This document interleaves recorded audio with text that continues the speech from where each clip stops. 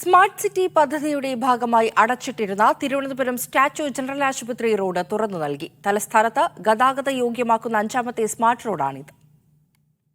പൊതുമരാമത്ത് ഉദ്യോഗസ്ഥരുടെ സാന്നിധ്യത്തിൽ വ്യാപാരി വ്യവസായി സമിതിയാണ് റോഡ് തുറന്നു നൽകിയത്. ആദ്യഘട്ട ടാറിംഗ് പൂർത്തിയായ റോഡിൽ നടപ്പാത നിർമ്മാണം ഉൾപ്പെടെ അനുബന്ധ ജോലികളും ബാക്കിയാണ്.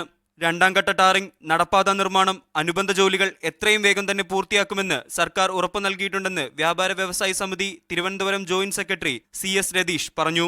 ഇനിയും വർക്കുകൾ പൂർത്തീകരിച്ചിട്ടില്ല, കുറച്ച് വർക്കുകൾ കൂടി ബാക്കിയുണ്ട്. നടപ്പാതയുടെ പ്രവർത്തനം പൂർത്തീകരിക്കേണ്ടതായിട്ടുണ്ട്.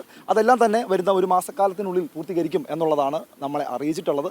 സ്മാർട്ട് സിറ്റി പദ്ധതിയുടെ ഭാഗമായുള്ള 13 റോഡുകളിൽ അഞ്ചാമത്തെ റോഡാണ് ഇന്ന് തുറന്നു നൽകിയത്. തെരഞ്ഞെടുപ്പ് പ്രഖ്യാപിച്ച് പെരുമാറ്റച്ചട്ടം നിലവിലുള്ളതിനാൽ പൊതുമരാമത്ത് മന്ത്രിയോ മറ്റു മന്ത്രിമാരോ പങ്കെടുത്തില്ല. 450 മീറ്ററിനടുത്ത് നീളമുള്ള സ്റ്റാച്യു ജനറൽ ആശുപത്രി റോഡിന്റെ നിർമ്മാണ ചെലവ് 4 കോടി രൂപയ്ക്ക് മുകളിലാണ്. നിരവധി കച്ചവടക്കാരും വ്യാപാരികളുമുള്ള ഈ പ്രദേശത്ത് റോഡ് മാസങ്ങളായി അടച്ചിട്ടിരിക്കുകയായിരുന്നു.